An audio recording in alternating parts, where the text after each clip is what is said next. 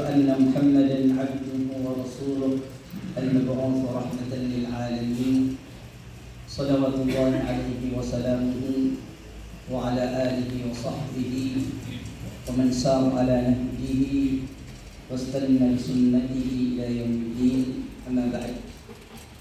Bapak-bapak dan para ikhwan sekalian jemaah subuh yang sama-sama berbahagia, semoga Allah Subhanahu wa taala senantiasa dan terus melimpahkan rahmat dan taufiknya kepada kita semua.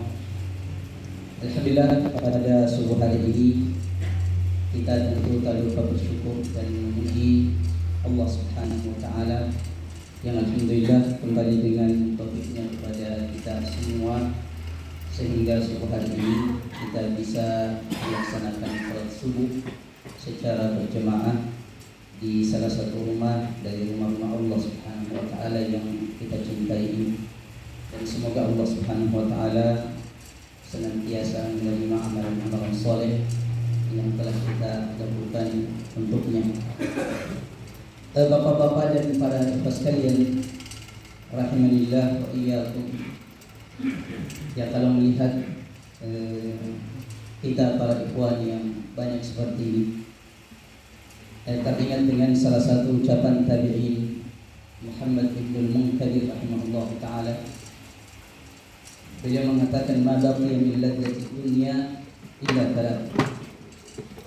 Bahwa tidak ada kelezatan yang tinggal di dunia ini kecuali tiga hal. Ma baqiya min ladzati dunya illa thalath. Tidak ada sesuatu kelezatan yang masih tinggal di dunia ini kecuali tiga. Dan beliau menyebutkan wadhakara minha adalah liqa'ul ikhwan, adalah bertemunya kita dengan saudara-saudara seiman. Oleh sebab itu kita sebagai seorang muslim, seorang mukmin, ketika bertemu dengan saudara-saudara kita mukmin yang lain, baik itu adalah komunitas kita atau di luar komunitas kita, maka selama dia mukmin maka kita harus bergembira ketika kita berkumpul dan bertemu dengan mereka. Ini yang kata beliau rahimahullah taala salah satu tindakan dunia yang masih ada hingga saat ini adalah liqa'ul ikhwan, adalah bertemunya kita dengan para saudara-saudara mukmin kita. Para ikhwan sekalian, para jemaah sekalian yang dirahmati Allah Subhanahu wa taala, ada tiga ayat yang kita ingin sampaikan secara singkat pada subuh hari ini sebagai motivasi bagi kita agar bisa kita tetap istiqamah di atas ketaatan kita kepada Allah Subhanahu wa taala, di atas keimanan kita kepada Allah Subhanahu wa taala. Dan istiqamah adalah merupakan hal memang yang sulit di dalam kehidupan kita, apalagi memang kita hidup di zaman yang memang sudah sangat banyak fitnah kesana kemari yang bisa merusak atau melemahkan keistiqomahan kita dan juga melemahkan keimanan kita kepada Allah Subhanahu wa taala. Maka salah satu di antara cara untuk menguatkan keimanan kita, mengokohkan keistiqomahan kita di jalan Allah Subhanahu wa taala itu adalah selalu mengingat janji-janji Allah Subhanahu wa taala kepada orang-orang yang beriman. Setiap kita letih dengan sebuah amalan atau sebuah ibadah, maka di saat kita membaca Al-Qur'an, mari kita lihat bagaimana janji-janji indah Allah Subhanahu wa taala yang Allah Subhanahu wa taala janjikan kepada orang-orang yang beriman. Nah, tiga ayat ini para jamaah sekalian mudah-mudahan ini memotivasi kita agar kemudian dengannya kita diberikan taufik dan kekuatan oleh Allah Subhanahu wa taala untuk terus bisa berjalan di atas ketaatan hingga pertemuan kita dengan Allah Subhanahu wa taala nantinya insyaallah. Ayat yang pertama di dalam surah Ghafir di juz 24. Bagaimana Allah Subhanahu wa taala memuliakan orang-orang yang beriman itu. Allah Subhanahu wa taala mengatakan, a'udzubillahi minasyaitonir rajim. الذين يحملون العرش ومن حوله يسبحون بحمد ربهم ويؤمنون به ويستغفرون للذين آمنوا ربنا وسعت كل شيء رحمة وعلما فاغفر للذين تابوا واتبعوا سبيلك وقهم عذاب الجحيم. Dan para malaikat-malaikat Allah Subhanahu wa taala yang memikul arsy-Nya Allah Subhanahu wa taala yusabbihuna bihamdi rabbihim, mereka senantiasa bertasbih dengan memuji Tuhan mereka Allah Subhanahu wa taala. Wa yu'minuna bih, dan mereka beriman kepada Allah Subhanahu wa taala. Nah, kemudian ini keistimewaannya menjadi orang yang beriman, menjadi orang yang istiqamah di dalam keimanan. Allah Subhanahu wa taala mengatakan wa yastaghfiruna lilladzina amanu, dan mereka memohonkan ampun para malaikat itu kepada Allah Subhanahu wa taala terhadap dosa orang-orang yang beriman. Dia mohonkan agar Allah mengampuni dosa-dosa orang-orang yang beriman.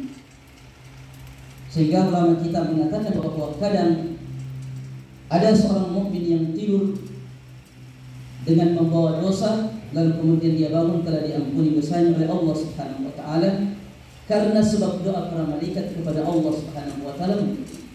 Ini dalilnya. Wa yastaghfiruna lilladzina amanu, dan mereka memohonkan ampun kepada Allah Subhanahu wa taala dosa-dosa orang-orang yang beriman agar diampuni dosanya. Rabbana, doanya bunyinya Rabbana wasi'ta kulla syai'in rahmatan wa ilma. Ya Allah, sesungguhnya rahmat dan ilmu itu meliputi segala sesuatu. Wasi'ta kulla syai'in rahmatan wa ilma. Maka faghfir lil ladzina tabu, maka berikanlah ampunan kepada orang-orang yang senantiasa bertobat kepadamu. Wattaba'u sabilak, dan orang-orang yang mengikuti jalanmu, jalan yang telah ditunjukkan oleh Nabi kita alaihi salatu wassalam. Waqihim adzabal jahim, dan kemudian pelihara dan jauhkan mereka dari neraka jahim. Nah, ketika kita seorang mukmin membaca ayat ini, maka ini adalah kabar gembira dari Allah Subhanahu wa taala, bahwa Allah Subhanahu wa taala menyampaikan kepada kita bahwa para malaikat-malaikatnya alladzina yahmiluna al-arsya man hawlahum, ya para malaikat-malaikat Allah yang memikul arsy dan para malaikat yang ada di sekitarnya, mereka semua berdoa. Dan kita semua tahu para ikhwan, para jamaah sekalian, bahwa doanya para malaikat itu mustajab kepada Allah Subhanahu wa taala. Dan kita sebagai seorang mukmin tentu hajatuna ila al-maghfirah azim. Ya, kebutuhan kita terhadap ampunan Allah Subhanahu wa taala itu sangat besar. Di dalam Al-Qur'an kalau kita melihat perintah untuk beristighfar itu bukan saja ditujukan kepada ahli ma'asi, kepada para pelaku maksiat, pelaku dosa, tetapi ditujukan juga kepada Allah Subhanahu wa taala, juga mengajak orang-orang yang beriman agar mereka juga bertaubat. Meskipun mereka dengan segala ketaatan, kesolehan yang dia miliki, siang dan malam melakukan ibadah kepada Allah Subhanahu wa taala, Allah tetap mengajak mereka. Allah Subhanahu wa taala mengatakan, "Wa tubu ila Allah jami'an ayyuhal mu'minun la'allakum tuflihun." Dan hendaklah kalian semua bertaubat, wahai orang-orang yang beriman semuanya. Wa tubu ila Allah jami'an ayyuhal mu'minun la'allakum tuflihun, agar kalian kelak mendapatkan kemenangan di dunia dan kemenangan kelak pada hari kiamat. Jadi jangan selalu yang ada di pikiran kita bahwa istighfar dan taubat itu hanya bagi mereka yang selalu melakukan dosa. Tidak demikian, hatta orang-orang yang beriman. Juga di juz 28 surat Tahrim Allah mengatakan, ya ayyuhalladzina amanu tubu ila Allahi taubatan nasuha. Yang diajak, yang dipanggil oleh Allah Subhanahu wa taala itu adalah orang-orang yang beriman. Mereka yang digaris depan untuk selalu beristighfar dan bertobat kepada Allah Subhanahu wa taala. Nah, orang mukmin ini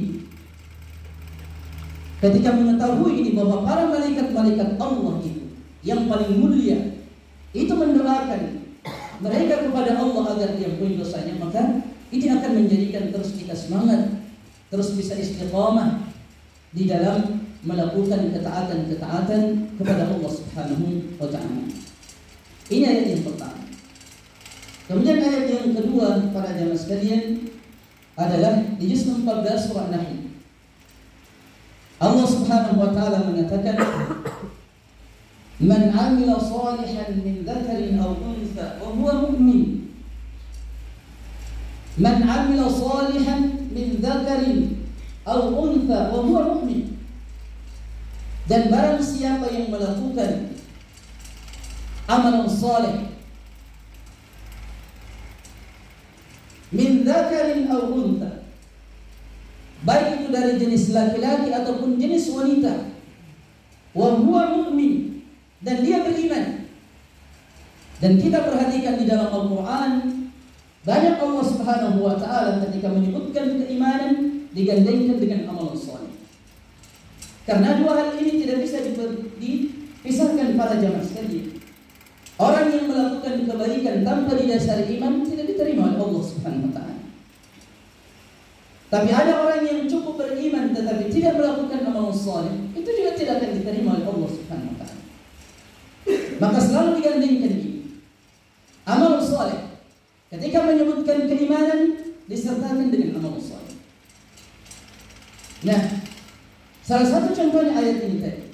Man 'amila shalihan min dzakarin aw untha wa huwa mu'min, dan dia beriman. Nah, apa janji Allah Subhanahu wa ta'ala bagi mereka?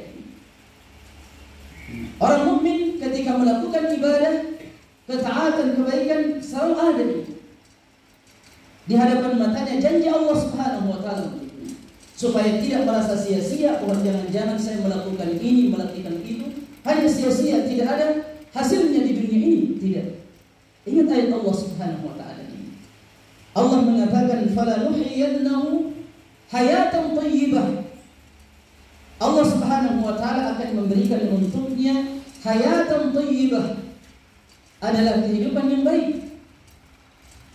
Dan salaf kita, para jamaah sekalian, para ikhwan, beberapa ucapan mereka di dalam menafsirkan hayatan thayyibah adalah kehidupan yang baik. Seperti yang disebutkan oleh Ibnu Katsir rahimahullah ta'ala, beliau mengatakan bahwa yang dimaksud Allah akan memberi kehidupan yang baik bagi mereka yang beriman dan beramal saleh ini adalah ar-rizqul halal, adalah rezeki yang halal. Allah akan menganugerahkan untuknya rezeki yang halal. Dan kita orang-orang yang beriman memang mencukupkan diri kita untuk kemudian mencari makan dan minum dari rezeki Allah Subhanahu wa ta'ala yang halal, yang baik, dan kita mendapatkannya pun dengan cara-cara yang dibenarkan oleh agama kita. Kemudian Ali bin Abi Thalib radhiyallahu ta'ala anhu, beliau mengatakan bahwa kehidupan yang baik yang dimaksud di dalam ayat itu, beliau mengatakan bahwa al-qana'atu adalah merasa puas dengan apa yang Allah Subhanahu wa ta'ala berikan kepadanya. Dan itu ciri orang yang bahagia hidupnya, itu adalah orang yang selalu merasa cukup dengan apa yang Allah Subhanahu wa ta'ala berikan kepadanya. Dan itu adalah nikmat yang Allah berikan kepada orang mukmin karena keimanan dan amal saleh yang dia lakukan. Nah, kemudian setelah menyebutkan beberapa tafsiran dari ulama kita, kemudian Ibnu Katsir mengatakan bahwa semua ini mencakup seluruhnya kehidupan yang baik. Ya, rezeki yang halal itu juga adalah kehidupan yang baik. Kemudian sifat al-qanaah, sifat merasa puas dengan apa yang Allah Subhanahu wa ta'ala berikan. Ya, kemudian ar-ridha bi qada'illah wa qadarihi. Kemudian ridha dengan ketetapan-ketetapan Allah yang Allah tetapkan untuknya, tidak berkeluh kesah. Ya, kemudian tuma'ninatu al-qulub, ketenangan hati, kesenangan hati kita, ketentraman jiwa kita yang Allah Allah tidak berikan ketenteraman ini kecuali hanya kepada orang-orang yang beriman. Tidak diberikan kepada selainnya. Nah, kita semua tentu ingin meraih ini para jemaah sekalian. Rezeki yang halal, rasa ridho terhadap ketetapan Allah, merasa puas dengan apa yang Allah berikan, ketenangan jiwa. Tapi semua didapatkan apabila kita memenuhi syaratnya. Adalah amal salihan, kemudian melakukan amal saleh, dan kemudian dia juga adalah beriman yang benar kepada Allah Subhanahu wa taala. Ini janji yang kedua. Kemudian yang ketiga para jemaah sekalian adalah di akhir dari surah Al-Kahfi ayat 19. Allah Subhanahu wa taala mengatakan, "Innal ladzina amanu wa 'amilus shalihati kanat lahum jannatul firdausi nuzulan." Dan kita hafal semua ini ayat. Khalidina fiha la yabghuna 'anha hiwala. Sesungguhnya orang-orang yang beriman itu, kata Allah Subhanahu wa taala,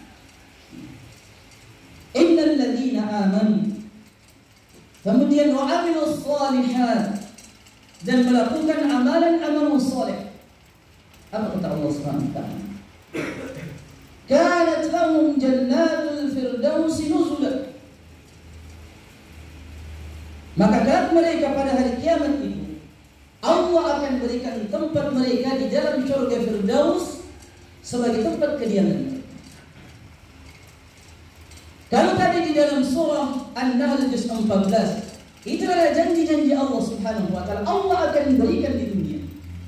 Maka di dalam surah Al-Kahfi Allah mengabarkan kepada kita balasan bagi orang-orang yang beriman, janji bahwa mereka pasti akan diberikan balasan tempat, yaitu surga Allah Subhanahu wa taala.